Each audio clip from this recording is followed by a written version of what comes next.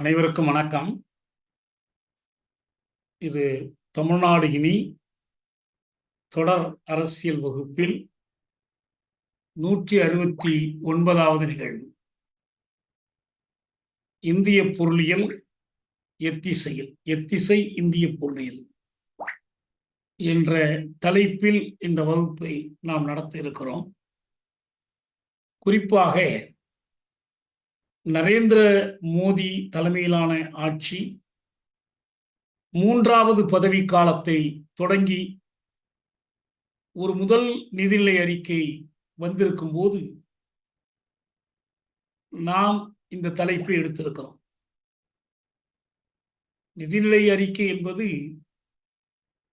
வரவு எவ்வளவு, செலவு எவ்வளவு என்று திட்டமிடுவதையும், கடந்த காலத்தில் வகுக்கப்பட்ட திட்டங்கள் எந்த அளவுக்கு மெய்ப்பட்டன என்பதையும் சொல்லக்கூடிய ஒரு அறிக்கை, அவ்வளவுதான்.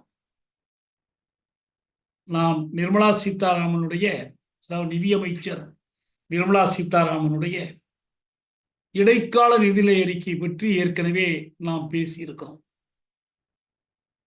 அது முறைப்படி அவர்கள் ஆட்சி பொறுப்பேற்று 3வது பதவி காலத்தில் மோடி தலைமையிலான அமைச்சரவை பொறுப்பேற்றதற்கு பிறகு அந்த அமைச்சரவையினுடைய கொள்கைகளை வெளிப்படுத்தக்கூடிய விதத்தில் இந்த நிதிநிலை அறிக்கை அமைந்திருக்கிறது. இந்திய பொருளியல் எத்திசையில் செல்கிறது என்பதற்கான அறிகுறிகள் இந்த அறிக்கையில் அடங்கியிருப்பதால் நாம் அந்த கோணத்தில் இந்த அறிக்கையை அணுகுகிறோம். இதனுடைய உடனடி பயன்கள் என்ன, யாருக்கு என்ன பயன் என்பதை காட்டிலும் நாட்டின் பொருளியல் அமைப்பு இந்த அரசால் எத்திசையில் கொண்டு செலுத்தப்படுகிறது என்பதை நாம் ஆய்வு செய்ய வேண்டியவர்களாக இருக்கிறோம்.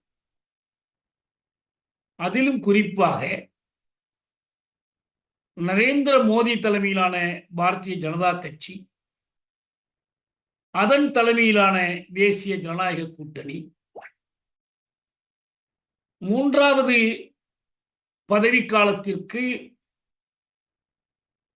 தேர்தலில் போட்டியிட்ட போது அது பெரும் ஆவலோடு விடுத்த முழக்கம் 400 இடங்களுக்கு மேல், அப்கி பார் 400 பார். என்னுடைய பொருள் என்னவென்றால், நாடாளுமன்றத்தில் ஓர் அசைக்க முடியாத 3/2 பங்கு பெரும்பான்மை, கண்ணுக்கெட்டிய வரை எதிர்க்கட்சிகள் யாரும் தென்படவில்லை என்ற ஒரு நிலைமையை தோற்றுவித்து ஒன்றிய அரசில் ஒரு முழுமையான முற்றுரிமையை பெறுவது, பெரும்பாலான மாநில அரசுகளிலும் ஏற்கனவே அதிகாரத்தை பெற்றிருக்கிற நிலையில் தாங்கள் விரும்பியவாறு இந்த பொருளியல் அமைப்பை, அதற்கு பொருத்தமான அரசியல் அதிகார அமைப்பை ஒரு திசையில் கொண்டு செல்வது அவருடைய நோக்கம். ஆனால் அந்த கனவு நிறைவேறவில்லை என்பதுதான் தேர்தல் முடிவினுடைய விளைவு. தேசிய ஜனநாயக கூட்டணிக்கு பெரும்பான்மை கிடைத்தது. பாரதிய ஜனதா கட்சிக்கு எல்லா கட்சிகளை விட கூடுதலான இடங்கள் கிடைத்தன. ஆனால் மோடி விரும்பிய அந்த 1000 ஆண்டுக்கு அடித்தளமிடுவதற்கான ஒரு ஆட்சி, 2 பதவிக்காலங்களையும் விட இந்த 3வது பதவிக்காலம்தான் முக்கியம் என்று நாடாளுமன்றத்திலேயே அவர் முழக்கமிட்டாரே, அது போன்ற ஒரு பெரும்பான்மை கிடைக்கவில்லை. இந்த பெரும்பான்மை ஏன் கிடைக்கவில்லை என்பதற்கான பல காரணங்கள். இன்னொரு முக்கியமான தலைப்பு இருக்கிறது. நான் இன்றைக்கு அதை பற்றி பேச நினைத்தேன். ஆனால் நம்ம அதை இன்னொரு சந்தர்ப்பத்தில் பேசுவோம். ஏன்னா இப்போது அவர்களுக்கு கிடைத்திருக்கிற இந்த இடங்கள், இதுவே கூட ஒரு நியாயமான, நேர்மையான, சுதந்திரமான தேர்தலில் பெறப்பட்டதா என்றால் இல்லை. இந்திய ஜனநாயகம் எப்போதுமே பணநாயகம்தான். ஆனா அதையும் கடந்து போய் தேர்தலில் நேரடியாக மோசடிகள் செய்து தேர்தல் ஆணையத்தை கைக்குள் போட்டுக்கொண்டு அரசமைப்பு சட்டம் சார்ந்த நிறுவனங்கள், வருமான வரித்துறை, அமலாக்கத்துறை,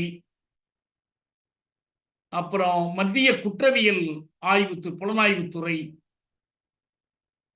எல்லாவற்றுக்கும் மேலாக நீதிமன்றம், எல்லாவற்றையுமே தங்கள் விருப்பம் போல் வளைத்து இந்த மோசடியான வெற்றியை பெற்றிருக்கிறார்கள். இதை பற்றி நான் ஏற்கனவே அச்சம் தெரிவித்தோம். தேர்தல் முடிவு வருவதற்கு முன்பே நம்முடைய தேர்தல் முடிவுகள் களவாடப்படுகின்றன என்ற எச்சரிக்கையை பலரும் கொடுத்தார்கள். குறிப்பாக பரகல பிரபாகரன் அவர்கள் இந்த எச்சரிக்கையை பேட்டியாக கொடுத்தார், எழுதினார். முறையாக தேர்தல் நடந்து முறையான முடிவுகள் எடுக்கப்பட்டால் மோடி மீண்டும் ஆட்சிக்கு வர வாய்ப்பே இல்லை, 200 இடங்களை தொடுவதே கடினம் என்று அவர் சொல்லியிருந்தார்.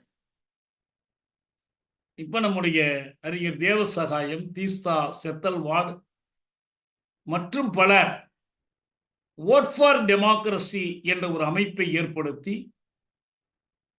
இந்த தேர்தல் எப்படி நடத்தப்பட்டது, எத்தனை தொகுதிகளில் மோசடியான வெற்றி அவர்கள் பெற்றார்கள் என்பதையெல்லாம் துல்லியமாக ஆய்வு செய்து 79 தொகுதிகளில் மோசடி மூலமாகத்தான் மோடியின் பாஜக வெற்றி பெற்றது என்று ஒரு அறிக்கையை வெளியிட்டிருக்கிறார்கள். இந்த அறிக்கையினுடைய சுருக்கம் ஏற்கனவே நமக்கு கிடைத்திருக்கிறது. இந்த அறிக்கையை பற்றி அனைத்திந்திய அளவில் நடந்த கலந்தாய்வு கூட்டம் AICM, இந்த கூட்டத்தில் நானும் கலந்து கொண்டேன். தமிழ்நாட்டிலிருந்து சில தோழர்கள் கலந்து கொண்டார்கள். இந்த கூட்டத்திலேயே தீஸ்தா பேசினார், பரகல பிரபாகரன் பேசினார்.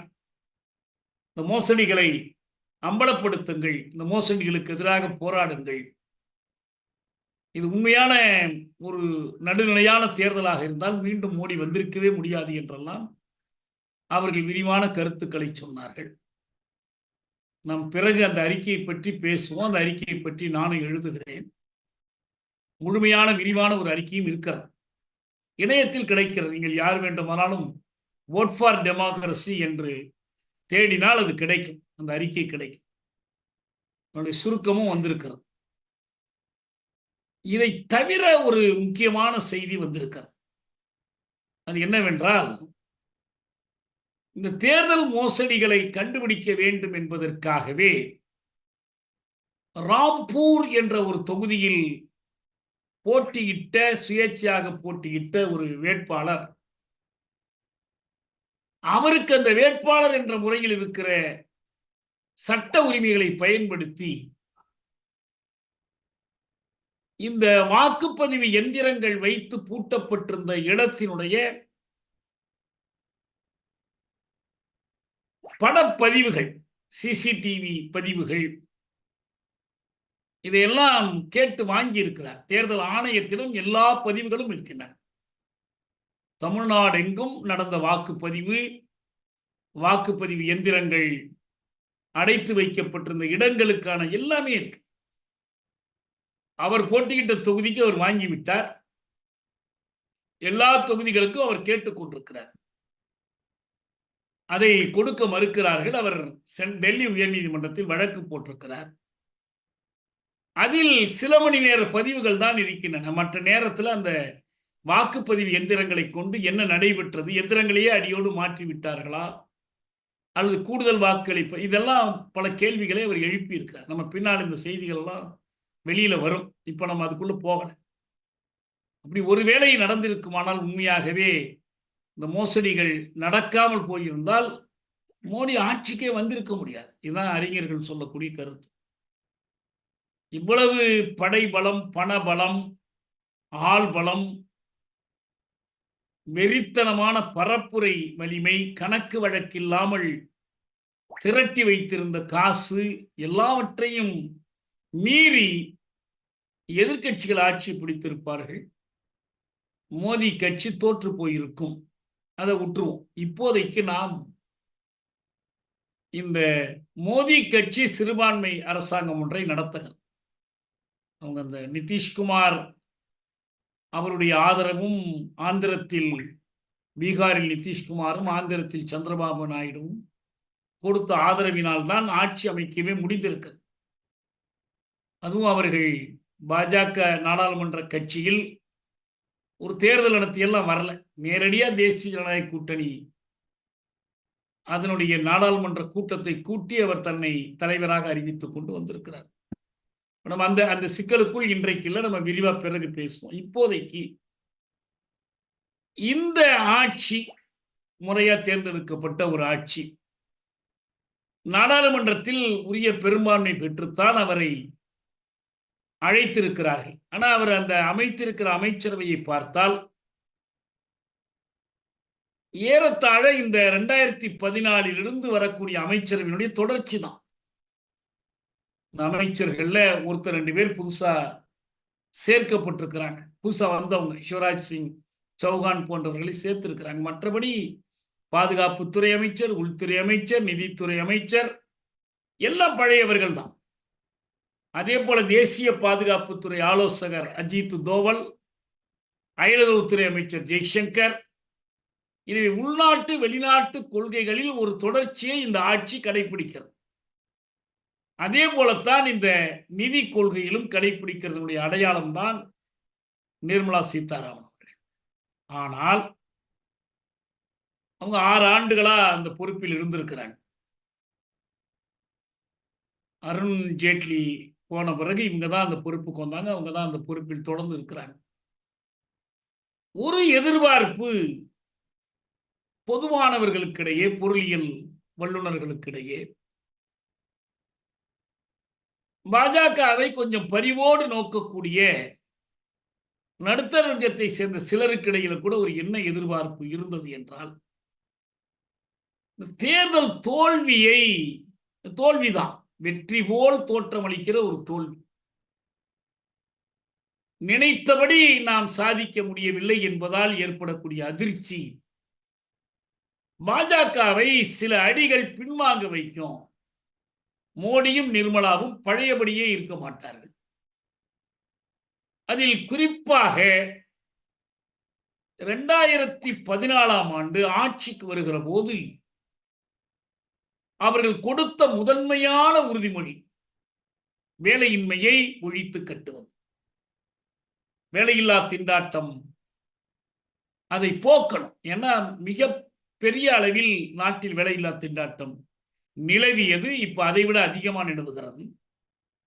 அதைத்தான் குறிவைத்து மோடி பரப்புரை செய்தார். 2014 ராமர் கோயில் பரப்புரையோ, காஷ்மீர் பரப்புரையோ, மற்ற பரப்புரைகளை எல்லாம் விட முதன்மையாக இருந்த பரப்புரை சப்கா சாத் சப்கா விகாஸ், அனைவருக்குமான வளர்ச்சி, அனைவரோடும் இணைந்து, இன்க்ளூசிவ் குரோத். அதனுடைய விளைவு என்னவென்றால் வேலை வாய்ப்பு அதிகரிக்கும். வேலை இல்லாமல் தவிக்கின்ற திண்டாட்டம் தணிக்கப்படும், குறைக்கப்படும். புதிதாக ஏராளமானவர்களுக்கு உரிய வேலை வாய்ப்பு கிடைக்கும். திட்டவட்டமாகவே மோடி அறிவித்தார், ஆண்டுக்கு 2 கோடி புதிய வேலை வாய்ப்புகளை உருவாக்குவேன் என்று. அப்படி இல்லை என்பது நாம் பல முறை இங்கே வகுப்புகள் எடுத்து காட்டியிருக்கிறோம். அதுக்கு பிறகு அவர்கள் வேலை வாய்ப்பு பற்றி பேசுறதில்லை. 2014 இந்த ஒவ்வொரு ஆண்டு நிதிநிலை அறிக்கையிலும் அல்லது இடைக்கால நிதிநிலை அறிக்கையிலும் எதிலுமே அவர்கள் வேலையின்மை சிக்கலை பற்றி பேசுவதே இல்லை. வேலையின்மை சிக்கலை பற்றி அவ்வப்போது புள்ளிவிவரங்களை வெளியிடக்கூடிய National Sample Survey of India, தேசிய மாதிரி கணக்கெடுப்பு நிறுவனத்தினுடைய புள்ளிவிவரங்களை கூட அவர்கள் வெளியிடாமல் திரிப்பதற்கும் மறைப்பதற்கும் முயன்றார். மோடி ஆட்சியினுடைய கல்யாண குணங்களில் ஒன்றாக இருந்து வருவது வாய்ச்சவடர். உண்மைகளை மறைத்துவிட்டு வாய்க்கு வந்தபடி அள்ளி விடுவது. இந்த ஜும்லா என்ற பெயர் வாங்கியது, ஜும்லா ரிப்பப்ளிக் என்றார்கள். மோடி 15 லட்சம் ரூபாய் ஒவ்வொருவர் கணக்கிலும் கொண்டு வந்து தருவேன் கருப்பு பணத்தை மீட்டு என்றாரே என்று கேட்டபோது அமித்ஷா அது ஒரு ஜும்லா என்று சொல்லிவிட்டார். நாங்க ஆட்சிக்கு வருவோம் என்று தெரியாமல் சொல்லிவிட்டோம் என்று நிதின் கட்கரி ஒப்புதல் வாக்குமூலமே தந்தார். ஆனா அதுக்கு பிறகு அவர்கள் பேசுவதே இல்லை. இந்த 10 ஆண்டுகளாக வேலையின்மை பற்றி பேசுவதில்லை. சென்ற தேர்தலில் நடுநிலையான பல அறிஞர்கள் இந்த தேர்தலில் வேலையில்லா திண்டாட்டம்,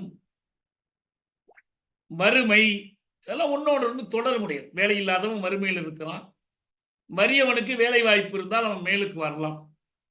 எனவே படுமோசமான வறுமை, வேலையின்மை, அப்புறம் விலை உயர்வு. அவன் வறுமையில் இருப்பதால் அவனுக்கு தேவையானவற்றை வாங்கி உபயோகிக்க முடியாது. இவை எல்லாமே ஒன்றோடொன்று இணைந்த பொருளியல் துன்பங்கள். இந்த பல்வேறு இன்மைகள், வறுமைகள், திண்டாட்டங்கள், தவிப்புகள், துன்பங்கள், துயரங்கள் இவை எல்லாவற்றுக்கும் ஒரு தீர்வு காணப்படாத காரணத்தினால் 2014க்கும் 24க்கும் இடையில் இந்த 10 ஆண்டு காலத்தில் இவை பன்மடங்காக பெருகி இருப்பதால் இவை இந்த தேர்தலில் ஒரு தாக்கம் செலுத்தும். ராமர் கோயிலுக்கு தாக்கம் இருக்கிறதோ இல்லையோ, தேசபக்தி பிரச்சாரத்துக்கு தாக்கம் இருக்கிறதோ இல்லையோ, முஸ்லிம் வெறுப்பு உரைகளுக்கு தாக்கம் இருக்கிறதோ இல்லையோ, இந்த வேலையின்மை என்பது, வறுமை என்பதும், விலை உயர்வு என்பது ஒரு தாக்கம் செலுத்திய தீரும் என்ற ஒரு கருத்தை சொல்லிக் கொண்டிருந்தார். வெளிப்படையான கருத்து கணிப்புகளில், தேர்தலுக்கு முந்தைய கருத்து கணிப்புகளில் இவையெல்லாம் வெளிப்படவில்லை என்றாலும் கண்ணுக்கு தெரியாத அடிநீரோட்டமாக இந்த வெறுப்பு வெளிப்படும் என்று கருதினார்கள். இந்த கருத்தை நானும் இந்த வகுப்பில் சொல்லியிருக்கிறேன். எவ்வளவு யாருக்கு கிடைக்கலாம் என்கிற போது இந்த ஒரு கணக்கில் வராத ஒன்று இருக்கிறது. இது அண்டர் கரண்ட், அதன் மூலம் கிடைக்கிற வாக்குகள் என்ன செய்யும் என்று பொறுத்திருந்து பார்ப்போம் என்று அதை ஊபியில் பார்த்தோம். உத்தரப்பிரதேசத்தில், மகாராஷ்டிரத்தில், இன்னும் பல மாநிலங்களில், ஹரியானாவில் தான் பாஜக உறுதியாக முழுமையான வெற்றி பெறும் என்று கருதப்பட்ட இடங்களில் எல்லாம் ஒரு மாற்றம் வந்தது.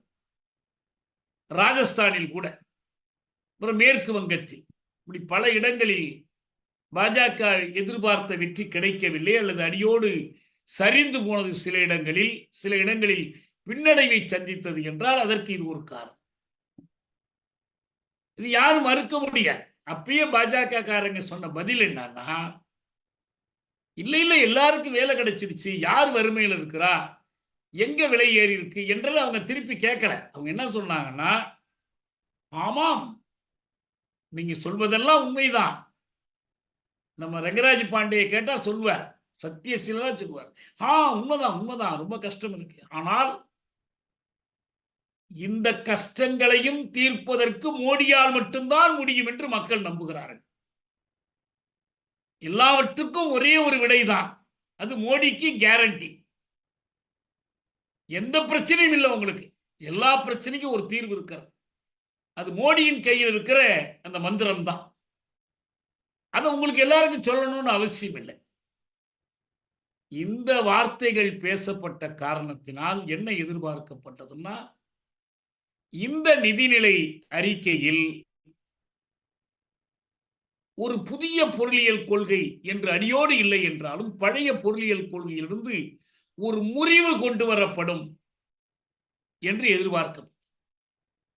ஏதாவது ஒரு சின்ன திருப்பம், ஒரு கட்டுப்பாடு, புதிய வேலை வாய்ப்புகளுக்கான ஒரு முயற்சி, விலை உயர்வை கட்டுப்படுத்துவதற்கான ஒரு முயற்சி, வறுமையை தணித்து சமூக நல திட்டங்களுக்கான கூடுதல் முக்கியத்துவம். ஆனால் எதுவுமே இல்லை. இதான் முடிவு. அறிஞர்கள் மட்டுமல்ல, எதிர்க்கட்சி தலைவர்கள் மட்டுமல்ல, நடுநிலையாளர்களும் எடுத்துக்காட்டக்கூடிய செய்தி இதுதான். நாடாளுமன்ற விவாதத்தை நீங்கள் கவனித்துக் கொண்டிருந்தால் இந்த கருத்தை ஆணித்தரமாக மறுப்பதற்கு எதுவுமே இல்லை.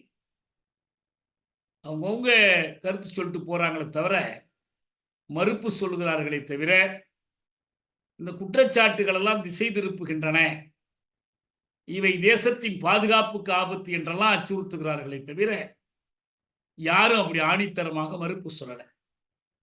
தமிழ் தேசிய விடுதலை இயக்கத்தை பொறுத்தவரை இந்த நிதிநிலை அறிக்கை குறித்து ஏற்கனவே ஒரு 3 செய்திகளை வெளியிட்டிருக்கிறோம். நம்முடைய தோழர் மகிழனும் பாரதியும் இந்த நிதிநிலை அறிக்கை குறித்து TNLM வலையொலியில் உரையாடிய ஒரு செய்தி வந்திருக்கிறது.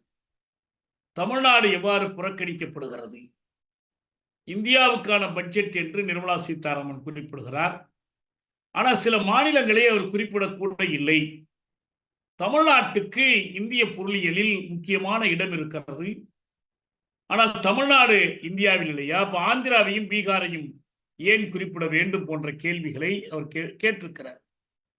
ஒரு முக்கியமாக தயாநிதி மாறன் நாடாளுமன்றத்தில் கேட்ட கேள்வி, அப்படியானால் நாங்கள் தமிழ்நாட்டு மக்கள் இந்திய அரசுக்கு வரி கொடுக்க வேண்டியது இல்லையா, கொடுக்க வேண்டாம் என்று சொல்லலாமா என்ற கேள்வியை அவர் சுட்டிக்காட்டி, எனவே இந்த அடிப்படை அரசியல் கட்டமைப்பு பற்றிய ஒரு கேள்வி, இது நிதி பங்கீடு பற்றிய கேள்வி மட்டுமல்ல, இந்த அரசியல் கட்டமைப்பு, இந்தியா என்கிற அரசியல் கட்டமைப்பே தமிழ்நாட்டுக்கு எதிரான பாகுபாடாக இருக்கிறது என்று சொல்லியிருக்கிறார்.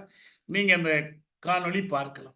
அதற்கு பிறகு ராஜீவ்காந்தியினுடைய நாடாளுமன்ற மக்களவை உரை சக்கர வியூகத்தோடு ஒப்பிட்டு, மகாபாரதத்தில் வருகிற குருட்சேத்திர போரில் சக்கர வியூகம் அமைக்கப்பட்டு அபிமன்யு அதற்குள்ளே நுழைந்து அவர்கள் எல்லோருமாக சேர்ந்து அபிமன்யுவை கொண்டு விடுகிறார்கள் என்ற அந்த புராண கதையை உதாரணமாக காட்டி அவர் பேசியிருக்கிற பேச்சு, நான் அன்றைக்கு தொடர்வண்டி பயணத்தில் இருந்து இந்த பேச்சை கேட்டு சிரித்து கொண்டே வந்தேன். அவ்வளவு சுவையானது ஒரு உரை. இந்த சக்கர வியூகத்தில் யாரெல்லாம் எதிரிகளாக இருக்கிறார்கள், எப்படியெல்லாம் அது மக்களை நசுக்குகிறது என்பதையெல்லாம் நல்ல நகைச்சுவோடு பேசியிருந்தார். அதை பற்றி கோப்பாசே வலையொலியில் தோழர் மகிழன் செவி வெளியிட்டிருக்கிறார். இந்த 2 தவிர தோழர் சமந்தா அவர்கள் நம்முடைய தாடி மணலில் மங்காத்தா தராத பட்ஜெட் என்று ஒரு கேலி சித்திரமாக இந்த பட்ஜெட் பற்றிய ஒரு விமர்சனத்தை குறிப்பிட்டிருக்கிறார்கள். மங்காத்தான்னு அவங்க சொல்றது நிர்மலா சீதாராமனை தான் சொல்றாங்க. ஐ ஆம் ஹாப்பின்னு 6 முறை சொன்னதை காட்டி தோழிகளுக்கு இடையிலான ஒரு உரையாடலாக, இப்போ நிதிஷ்குமார் சந்திரபாபு நாயுடுக்கு குளிர்ச்சி இருக்கிறது, அவங்களுக்கு பல கோடிகளை ஒதுக்கி இருக்கிறார்கள் அந்த மாநிலங்களுக்கு என்று, ஒரு காங்கிரஸ் தேர்தல் அறிக்கையிலிருந்து சில பகுதிகளை எடுத்து ஒரு பார்த்தொழுகுகிற சில திட்டங்களை அறிவித்திருக்கிறார்கள். அம்பானி அதானி கும்பலுக்கு நல்ல வளர்ச்சி வாய்ப்புகளையும் மக்களுக்கு வறட்சியையும் ஏற்படுத்தி இருக்கிறார்கள். ஒரு வி ஆனந்த நாகேஸ்வரன் இந்திய அரசினுடைய முதன்மை பொருளியல் ஆலோசகர் கொடுத்திருக்கிற பொருளியல் ஆய்வறிக்கையை பற்றியும் சொல்லியிருக்கிறாங்க. ஒரு 3 கடிதங்களாக இது வெளிவந்திருக்கிறது. படிக்கலன்னா இப்போ நீங்க படிக்கலாம். தாடி மடல்ல இந்த கடிதங்கள் இருக்கு. அதில் ரொம்ப நகைச்சுவையான ஒரு சில செய்திகளும் இருக்கு. இந்த மகாத்மா காந்தி ஊரக வேலை வாய்ப்பு உத்தரவாத திட்டம் பற்றி இந்த பொருளியல் ஆய்வறிக்கையில ஒன்று சொல்றாங்க. இந்த 100 ரூபாய் சம்பளத்தை வாங்கி சில பேர் சொத்து சேர்த்துட்டாங்க இந்த வேலையை பயன்படுத்தின்னு சொல்லிட்டு, அப்ப இந்தியாவையே சொத்தாக சேர்த்திருக்கிற அம்பானி அதானி அவங்க வளர்ச்சி போடுறதெல்லாம் கண்ணுக்கு தெரியல, ஏழை எளிய மக்கள் 100 ரூபாய் கூலி வாங்கி சேர்க்கிற சொத்து தானா என்று சொல்றாங்க. உயர்கல்விக்கான நிதி ஒதுக்கீடு குறைக்கப்பட்டிருக்கு, விவசாயிகளுக்கு எந்த பயனும் இல்லை, அவர்களுக்கு டிஜிட்டல் இன்ஃப்ராஸ்ட்ரக்சர் ஒரு மின்னியல் அகக்கட்டமைப்பு உருவாக்க போறதா சொல்லி இருப்பதெல்லாம் எடுத்து காட்டி இருக்கிறாங்க. அப்ப வழக்கம் போல குஜராத் கிஃப்ட் சிட்டின்னு அந்த இந்தியாவில் பெருமுதலாளிகள் முதலீடு செய்து வரி இல்லாத தங்களுடைய சொத்துக்களை வளைத்து போடுவதற்கு வாய்ப்பு அளிக்கக்கூடிய அந்த இங்க இருக்கிற எக்ஸ்போர்ட் ப்ராசஸிங் ஜோன் போன்ற ஒரு அமைப்பு, 20 லட்சம் ரூபாய் வரைக்கும் வெளிநாட்டில் சொத்து வாங்கினால் அதற்கு அரசாங்கத்துக்கு சொல்ல வேண்டாம், வரி கட்ட வேண்டாம், இந்த சலுகைகள் எல்லாம் வழங்கி இருக்கிறாங்க. அப்புறம் சிறு வணிகர்களை சந்தைகள் விட்டது, இப்படி நிறைய கதவுகளை சொல்லியிருக்காங்க. முக்கியமா உணவு மானியம் 3.3% வெட்டப்பட்டிருக்கு. பொது விநியோகத்துறை, அதாவது நம்ம ரேஷன் கடைகளுக்கெல்லாம் வரக்கூடிய ஜாமான், அதுக்கான நிதி குறைச்சிருக்கிறாங்க. உரமானியத்தை குறைத்திருக்கிறாங்க. பொதுத்துறை நிறுவனங்களுக்கான நிதி ஒதுக்கீடு குறைக்கப்பட்டிருக்கு. தென்னை வளர்ச்சி ஆணையத்திற்கான நிதி குறைந்து விட்டது. பழத்தோட்ட வளர்ச்சி ஆணையத்திற்கான நிதி குறைஞ்சிருக்குது. பண்பாட்டுத்துறைக்கான நிதி குறைஞ்சிருக்கு. உயர்கல்விக்கு வெட்டிட்டாங்க. இப்படி வரிசையா பட்டியலிட்டு இருக்கிறாங்க. எப்படியெல்லாம் இது ஒரு பக்கம் இயற்கை சூழல் நலனை பாதிக்கிறது, சமூக நல திட்டங்களை பாதிக்கிறது. தொழிலாளர் நல திட்டத்திற்கான நிதியை குறைச்சிருக்கிறாங்க. வயோதிகர்களுக்கான ஓய்வூதிய தொகை, குழந்தை தொழிலாளர்கள், கொத்தடிமைகளை மீட்பதற்கான நிதி, அப்புறம் பழங்குடி மக்களுக்கான நலத்திட்டத்திற்கான நிதி, இதெல்லாம் குறைச்சிருக்காங்க. எல்லா நிதியையும் குறைச்சிருக்கிறாங்க. அதே நேரத்தில் இந்த ஒரு குறுகிய கால மூலதன ஆதாய வரி என்பதை உயர்த்தி இருக்கிறது. இது போன்ற செய்திகளைத்தான் வரிசையா அவங்க சொல்லியிருக்காங்க. நீங்க கொஞ்சம் படிச்சு பாருங்க. அது இந்த மூன்றுமே நல்ல ஒரு நிதிநிலை அறிக்கை பற்றிய ஒரு திறனாய்வாக வந்திருக்கிற செய்திகள் இயக்கம் சார்பில். இதற்கு மேல் நான் என்ன சொல்லணும்னு விரும்புகிறேன்னு சொன்னா, இந்த நிதிநிலை அறிக்கை, அவர் ராகுல் காந்தியினுடைய பேச்சு நானும் ரொம்ப ரசித்தேன். சக்கரை யுகம் என்று பேசுகிறாரு, மோனோபொலி கேபிட்டல், ஏகபோக மூலதனம், அரசியல் ஏகபோகம், ஒரு கண்ணுக்கு தெரியாத மறைவான அரசு, டீப் ஸ்டேட், இதை பற்றியெல்லாம் குறிப்பிடுறார். இதெல்லாம் ஒரு காங்கிரஸ் தலைவர் வாயிலிருந்து இதெல்லாம் வர்றதே ஒரு அதிசயம். ஆனால் அதெல்லாம் குறிப்பிட்டிருக்கிறார். ஒரு வழியை அவர் கையாளுறாரு. நாம் 2014 அல்லது 13 இடைக்கால நிதிநிலை அறிக்கையில நிர்மலா சீதாராமன் சொன்ன ஒரு 4 ஜாதிகளை பற்றி அவங்க குறிப்பிட்டிருந்தாங்க. அது இளைஞர்கள், ஏழைகள், பெண்கள், விவசாயிகள், அன்னதாத்தா. கரீப், யுவ, மகிழாவும் அவர் அன்னதாத்தா. இந்த 4 பிரிவினரையும் உயர்த்தி விடுவதுதான் தன்னுடைய நிதி கொள்கைகளுடைய நோக்கம் என்று சொல்லியிருந்தாங்க.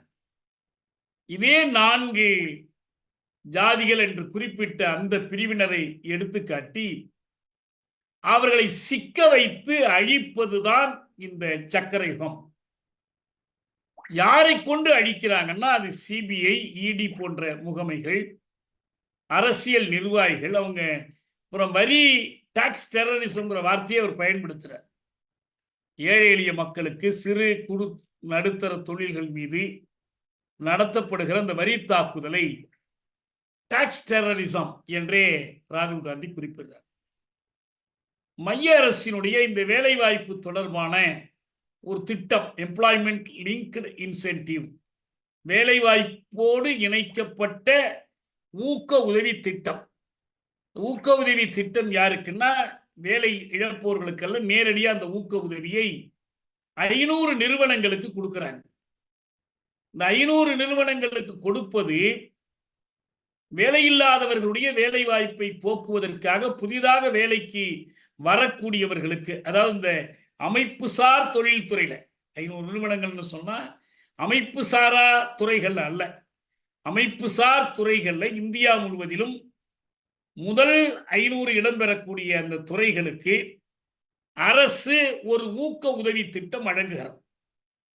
அந்த ஊக்க உதவி திட்டத்தில் பயன்பெறக்கூடியவர்கள் பயன்பெறுவதா வைத்துக் கொண்டால், வேலையில்லா திண்டாட்டத்தால் பாதிக்கப்பட்டு வேலைவாய்ப்பு அலுவலகங்களின் கதவுகளை தட்டி கொண்டிருக்கிற அல்லது வீதிகளில் வேலை தேடி அலைந்து கொண்டிருக்கிற இளைஞர் படை, ரிசர்வ் ஆர்மி ஆஃப் லேபர்னு மார்ச் சொல்வார்ல, உழைப்பின் சேம பட்டாளம், அவர்களுடைய மொத்த எண்ணிக்கையில் 99% பேருக்கு பயன்படாத ஒரு திட்டம்.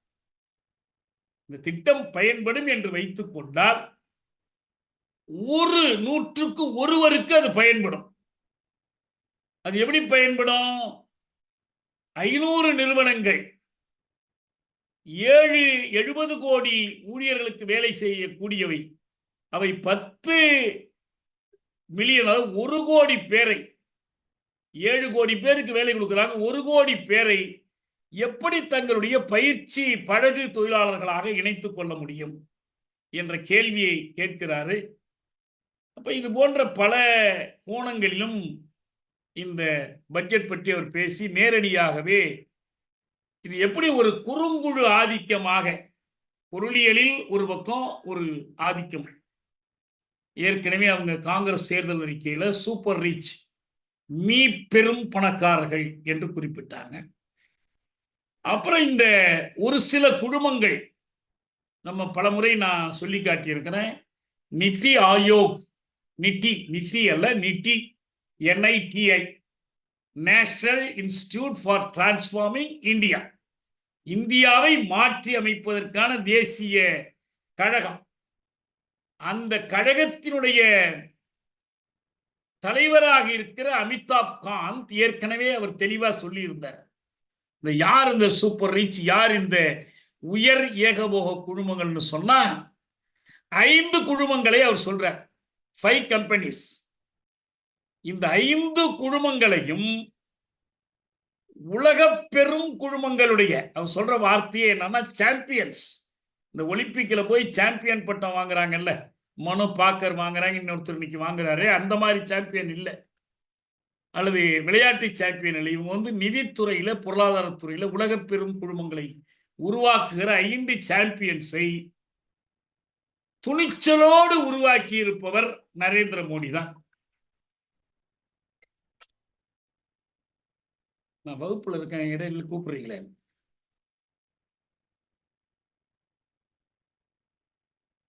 அந்த குழுமங்களை உருவாக்கியது மோடி தான் என்று அமிதாப் காந்த் பாராட்டுறார். அந்த குழுமங்களை இன்னும் கொஞ்சம் நீட்டி கீழே கொண்டு வந்தீங்கன்னா 20, ரொம்ப சுருக்குனீங்கன்னா அம்பானி, அதானி, அப்புறம் அகர்வால் வருவார், அப்புறம் அவங்க இன்னும் சில குழுமங்களை அப்படி சொல்லிக்கிட்டே போகலாம், டாடா, பிர்லா, மற்றதெல்லாம் இருக்காங்க. ஆனா ரொம்ப உயர்ந்த உச்சியில் இருக்கிறது இந்த 2. அது அவர் பேரை கூட ராகுல் காந்தி குறிப்பிட்டுட்டு, இந்த பேரை சொல்ல வேண்டாம், சபையில் இல்லாதவங்க பேரை சொல்லாதீங்க, சரி அப்பனா A1 A2ன்னு சொல்லட்டுமா என்று நகைச்சுவையா பதில் சொல்றாரு. அது போனா போட்டு இப்ப இவர்களை குறிப்பிட்டு இவர்களுடைய ஆதிக்கம் அரசியல்ல அதே போல மோடி, அமித்ஷா அவர்களோடு அவர் இன்னும் குறிப்பிடக்கூடியவர் யாருன்னா, இந்த 21ஆம் நூற்றாண்டினுடைய இந்த பத்ம வியூகம், அதான் இந்த பத்மங்கிறது ஒரு மறைமுகமா இவங்களுடைய தாமரை சின்னத்தை குறிப்பிடுறார், பிஜேபியினுடைய சின்னத்தை குறிப்பிடுறார். 6 பேர் ஆதிக்கத்தில் இருக்கிறார்கள். ஏற்கனவே வந்து இவங்க அருந்ததி ராய் சொன்னாங்க, இந்தியாவை 4 குஜராத்திகள் ஆள்கிறார்கள், 2 முதலாளிகள் அம்பானி, அதானியும், பொருளியல் ஆட்சித்துறையில் நரேந்திர மோடி, அமித்ஷாவுன்னு சொன்னாங்க. இவங்க ஒரு 6 பேரை சொல்றாரு, நரேந்திர மோடி, அமித்ஷா, அதானி, அம்பானி, அஜித் தோவல், மோகன் பகவத் RSS தலைவர். இது இந்த 6 பேரை பட்டியலிடுறார். அவர் சொல்ல வேண்டாங்கிறார், அது மீறி சொல்லிடுறாங்க, வந்துருச்சு இன்னைக்கு. அவர் அதுல சொல்லக்கூடாதுன்னு சொன்னதுனால வெளியில் வந்து அவருடைய கீச்சகத்துல பதிவு செஞ்சிருக்கார், இந்த 6 பேர்கள் என்று சொல்லியிருக்கார். இதுக்கு துணையா இருக்கக்கூடிய நிறுவனங்கள், இந்த பெரு முதலாளித்துவ நிறுவனங்களுக்கு துணையா இருக்கக்கூடிய மைய முகமைகள், அது அமலாக்கத்துறை இயக்ககம், என்ஃபோர்ஸ்மெண்ட் டைரக்டரேட், வருமான வரித்துறை, சென்ட்ரல் பியூரோ ஆஃப் இன்வெஸ்டிகேஷன், அப்புறம் அரசியல் தலைவர்கள் என்று குறிப்பிடுறார். இப்ப இந்த சக்கர யுகத்தில் சிக்கிக் கொண்டிருப்பவர்கள் யாருன்னா, இந்தியாவினுடைய உழவர்கள், இளைஞர்கள், ஒடுக்குண்ட மக்கள், தொழிலாளர்கள், பெண்கள், இவங்க யாரெல்லாம் நன்மை பெறுவாங்க அவங்க தான் மாட்டிக்கொண்டிருக்கிறாங்க. அவர்கள் மீதான இந்த சக்கர வியூகத்தினுடைய பிடிப்பை கொஞ்சம் கூட இந்த பட்ஜெட் தளர்த்தல, அவர்களை மென்மேலும் கழுத்தை நெறிப்பதாக இது வந்திருக்கிறது என்று அவர் சொல்றார். அது வந்து அவருடைய உரையில் காட்டின, அதில் ரொம்ப குறிப்பா இந்த பட்ஜெட்டை யார் தயாரிக்கிறார்கள் என்பதை ரொம்ப நகைச்சுவையோடு அந்த பட்ஜெட் தயாரிச்சுட்டு அதுக்கு ஒரு அல்வா கிண்டுறாங்க அந்த அம்மா. அந்த படத்தை எடுத்து காட்டி, இந்த படத்துல இருக்கிற இந்த பட்ஜெட் தயாரித்தவர்கள் வேற ஒரு பத்திரிகைகள் கூட எழுதியிருக்கிறாங்க. நிறைய பேர் சேர்ந்து எழுதுனாங்க. சரக்கு ஒண்ணுமே இல்லை. Too many cooks spoil the பிராத்னு ஆங்கிலத்தில் ஒரு பழமொழி உண்டு. நிறைய பேர் சேர்ந்து சமைச்சா ஒன்றும் உருப்படாதுன்னு. அந்த அந்த நிறைய பேர்னு சொல்லக்கூடிய விரல் விட்டு எண்ணத்தக்கவர்கள்ல யாராவது ஒரு தலித் இருக்கிறாரா, எஸ்சி இருக்காரா, எஸ்டி இருக்காரா என்ற கேள்வியை கேட்டுட்டு அவர் சொல்றாரு, 3% அவர்களுடைய பிரதிநிதிகள் 3% நன்மை செய்வதற்காக தயாரித்திருக்கிற ஒரு நிதிநிலை அறிக்கை தான் இது என்று அவர் முடிக்கிறார். இந்த 3% சொல்லி நமக்கு நல்ல தமிழ்நாட்டில் நல்லா புரிஞ்சது. பார்ப்பனர்களுக்காக அல்லது பார்ப்பன பணியாக்களுக்காக பார்ப்பனர்கள் தயாரித்த நிதிநிலை அறிக்கை என்றுதான் அதுக்கு பொருள். அப்படி ஒரு செய்தியை அவங்க சொல்லியிருக்கிறார். நமக்கு இதுக்கு மேல இதுக்குள்ள ஆழமா நம்ம போனோம்னா தான் இது எப்படி பொருளியலை எந்த திசை வழியில் கொண்டு செல்கிறது என்று நாம் புரிந்து கொள்ள முடியும். வழக்கமாகவே ஒரு கட்சி கொண்டு வருகிற நிதிநிலை அறிக்கையை, வரவு செலவு திட்டத்தை எதிர்கட்சிகள் குறை சொல்வது என்பது வாடிக்கையா உள்ளதுதான். தமிழ்நாடு அரசு ஒரு பட்ஜெட் கொண்டு வந்தா திமுக பட்ஜெட்டை அதிமுக குறை சொல்லும், அதிமுக பட்ஜெட்டை திமுக குறை சொல்லும். ஆனா எல்லா பட்ஜெட்லயுமே என்ன இருக்கும்? சில நலத்திட்டங்கள் இருக்கும், சில வரி உயர்வுகள் இருக்கும், சில கட்டண உயர்வுகள் இருக்கும். இது ரொம்ப வாடிக்கையானது. ஆனா பொருளியல் கொள்கை எவ்வாறு தீர்மானிக்கப்படுகிறது, பொருளியல் கொள்கை என்ன தாக்கத்தை ஏற்படுத்துகிறது சமூகத்தில் என்பதை பற்றி ஆழமாக புரிந்து கொண்டவர்கள் நிதிநிலை அறிக்கையை அப்படி மட்டும் பார்க்க மாட்டாங்க. இப்ப நாளைக்கு தமிழ்நாடு அரசோட நிதிநிலை அறிக்கை வருகிறது. வந்தா நம்ம அதை எப்படி பார்ப்போம்? சரி, என்னென்ன வரி உயர்த்தினாங்க, என்ன புது சலுகை செஞ்சாங்க என்று பார்த்தா போதவே போதாது. தமிழ்நாடு தன்னுடைய வரி வருமானங்களை தானே திரட்டிக் கொள்ளுகிற இறைமை பெற்றதாக இருந்து அந்த வருமானங்களை செலவு செய்கிற முறையை தானே தீர்மானித்துக் கொள்ளுகிற இறைமை பெற்றதாக இருந்தால் அதன் மீதான பார்வை வேற. நீங்கள் இந்திய அரசு ஒதுக்கக்கூடிய வருமானத்தை வைத்துக் கொண்டு தான் கொடுக்கிற வரியில் திரும்பி வருகிற ஒரு தொகையை பயன்படுத்தி கொண்டு பொருளியலில் இந்திய அரசு கடைபிடிக்கிற கொள்கைகள் ஏற்படுத்தக்கூடிய மோசமான பாதிப்புகளுக்கு நடுவில் அந்த பாதிப்புகளை தடுத்து நிறுத்துகிற சக்தி என்பது இந்திய அரசுக்கு இருக்காது. இறைமை தொடர்பற்ற முறையில் இது ஒரு அரசு, அது ஒரு அரசு, அது ஒரு சலுகை செய்து அப்படி பார்க்க முடியாது. இந்திய அரசினுடைய நிதிநிலை அறிக்கை, பொருளியல் கொள்கையை அணுகுகிற விதத்திற்கும் ஒரு மாநில அரசினுடைய திட்டங்களை, அதனுடைய வரவு செலவு திட்டத்தை அணுகிற முறைக்கும் அடியோடு வேறுபாடு. இவங்க என்ன கொள்கையை கடைபிடிக்க முடியும்? நமக்குன்னு ஒரு தனியா கல்விக் கொள்கைன்னு சொல்லி அறிவிச்சாங்க. ஒன்றும் செய்ய முடியல. அந்த கல்விக் கொள்கையை பார்த்து அதுல 1-2 மாற்றிக்கலாம், அவ்வளவுதான். அடிப்படையில் அந்த கல்விக் கொள்கையினுடைய நோக்கம் அப்படியே இருக்கு. உதாரணமா அவங்க கல்வி தனியார் மயம், நாங்கள் தனியார் மயத்தை ஏற்றுக்கொள்ளல, கல்வித்துறையில் வணிக மயத்தை ஒற்றுக்கொள்ளல, அந்த கேட்ஸ் ஒப்பந்தத்தில் இந்திய அரசு கையொப்பமிட்டிருக்கு, இந்த தமிழ்நாடு ஏற்றுக்கொள்ளல என்றெல்லாம் சொல்ல முடியுமான்னு சொல்ல முடியாது. அதுக்குட்பட்டு என்ன செய்ய முடியும் என்று இவங்க பார்க்கலாம். அதுக்கு ஒரு தனியார் கல்விக் கொள்கைன்னு அறிவிக்கலாம். ஆனா அந்த கொள்கைகளுக்கு உட்பட்டுத்தான் இது எல்லாமே செய்ய முடியும். அதனாலதான் பழைய தமிழ்நாடு நிதித்துறை அமைச்சர் பழனிவேல் தியாகராஜன் ஒரு வெள்ளை அறிக்கை வெளியிடுகிற போது சொன்னார். நான் அப்பயே எடுத்து காட்டியிருக்கேன். என்ன சொன்னார்? இந்த நிதிநிலையை சரி செய்யணும், தமிழகத்திற்கு ஏற்பட்டிருக்கிற பெரிய கடன் சுமையிலிருந்து மீளணும், மக்களுக்கு உறுதியளித்த நலத்திட்டங்களை செயல்படுத்தணும்னா அதுக்கு என்ன செய்ய வேணும்? Just tinkering is not enough. நெளிவெடுக்கிறது, வளைவெடுக்கிறதுலாம் பத்தாது. அதுக்கு மேல என்ன பண்ணணும்? profound structural changes வேண்டும், ஆழமான கட்டமைப்பு மாற்றங்கள் வேண்டும் என்று அவர் கேட்டார். இந்த ஆழமான கட்டமைப்பு மாற்றங்கள்ங்கிறதுடைய பொருள் என்ன? தமிழக அரசு திரட்டிக் கொள்ளக்கூடிய வரியை எப்படி செலவிடுவது என்பதை தீர்மானிக்கிற அதிகாரம், உரிமை இருக்கணும். தமிழக அரசு இதில் எந்த ஒரு பங்கை இந்திய அரசுக்கு கொடுக்கிறது இல்லை என்பதை தீர்மானிக்கணும். இந்திய அரசு ஒதுக்கக்கூடிய நிதியை தமிழ்நாட்டில் எப்படி பயன்படுத்திக் கொள்வது என்று தீர்மானிக்கிற உரிமை இருக்கணும். நலவாழ்வு கல்வித்துறைக்கு முதன்மை கொடுக்க வேண்டியால் இந்திய அரசு கொள்கைகளை மீறி அதுக்கு கொடுக்கிற வாய்ப்பு இருக்கணும். இதெல்லாம் இல்லாம இந்த ப்ரொஃபவுண்ட் ஸ்ட்ரக்சரல் சேஞ்சஸ், ஆழ்ந்த கட்டமைப்பியல் மாற்றங்கள் செய்யாமல் இங்க ஒண்ணுமே செய்ய முடியாது.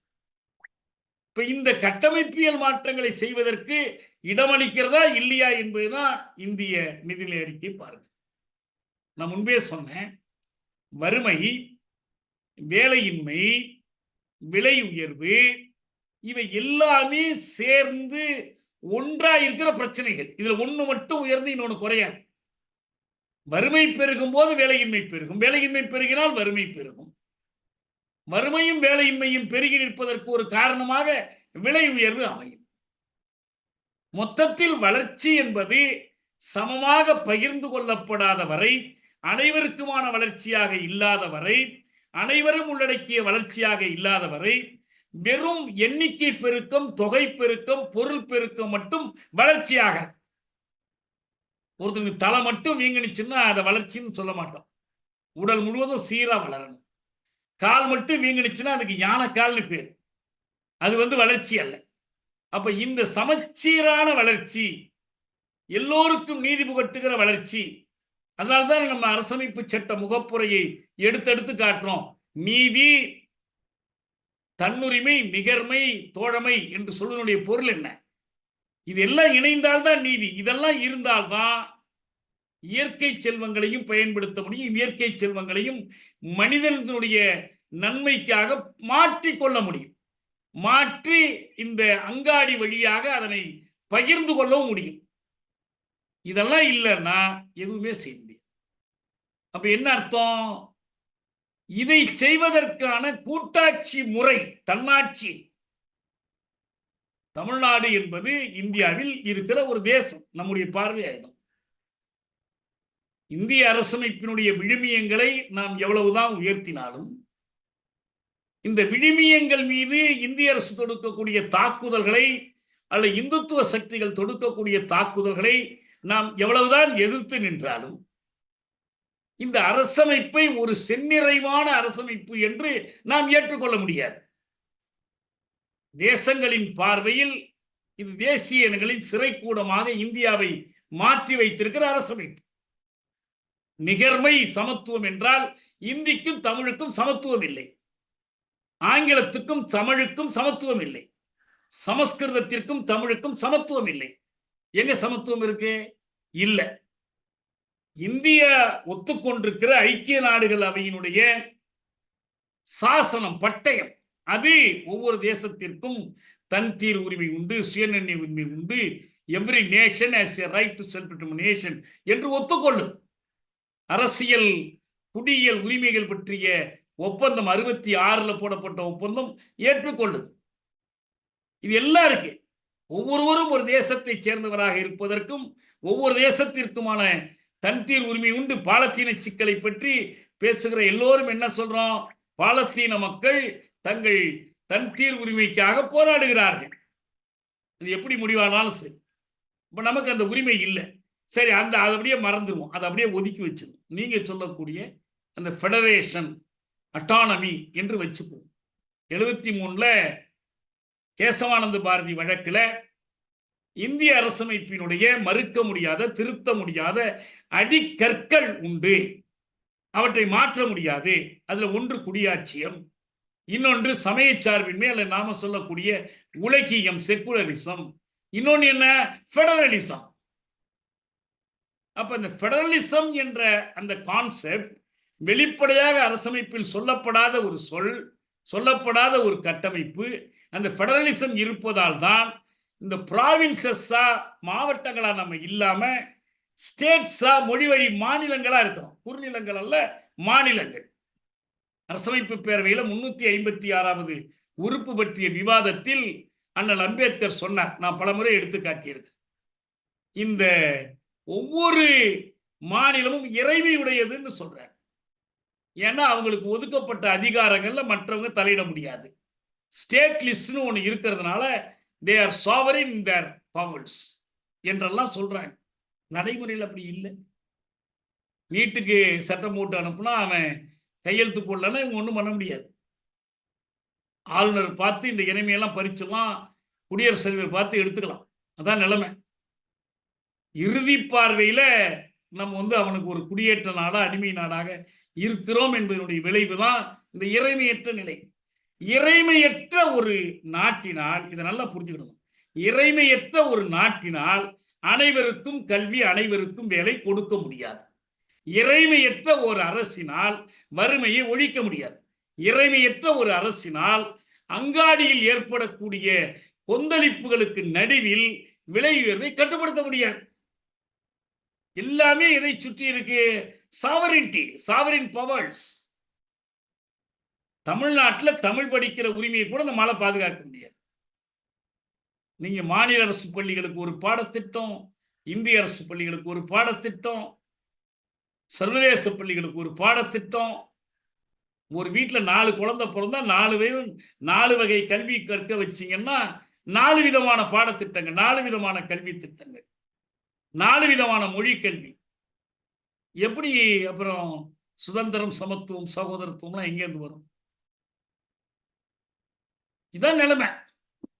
அப்ப இந்த சூழலில் எதுக்கு சொல்ல வர்றோம்னா, ஃபெடரலிசம் அல்லது அட்டானமி, ஃபெடரலிசம், கூட்டாட்சியும் தன்னாட்சியும் என்ற இந்த சாயல், என்ற இந்த வடிவம், என்ற இந்த நோக்கம் எந்த அளவுக்கு மீறப்படுகிறதோ அந்த அளவுக்கு நாம் பொருளியலில் மேலும் கீழே தள்ளப்படுவோம்.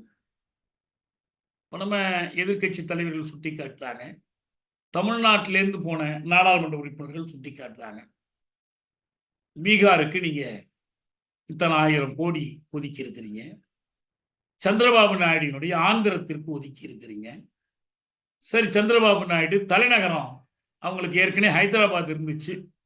ஹைதராபாத்தில் அவர் என்னென்னமோ மேனாமினிக்கு எல்லாம் பண்ணி வச்சிருந்தாரு. சரி, தெலங்கானா பிரிஞ்சு போயிடுச்சுது, இவரும் தோத்து போயிட்டாரு.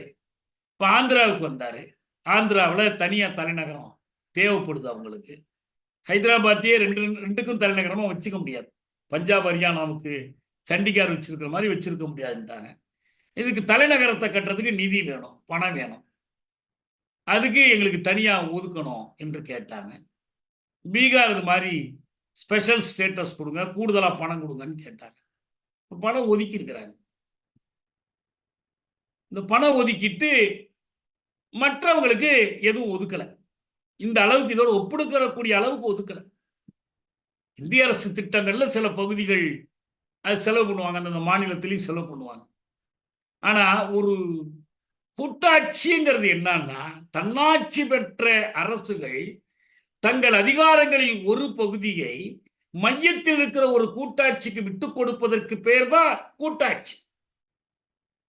இல்லைன்னா அது கூட்டாட்சியே இல்லை. இது அம்பேத்கரே சொன்னார்.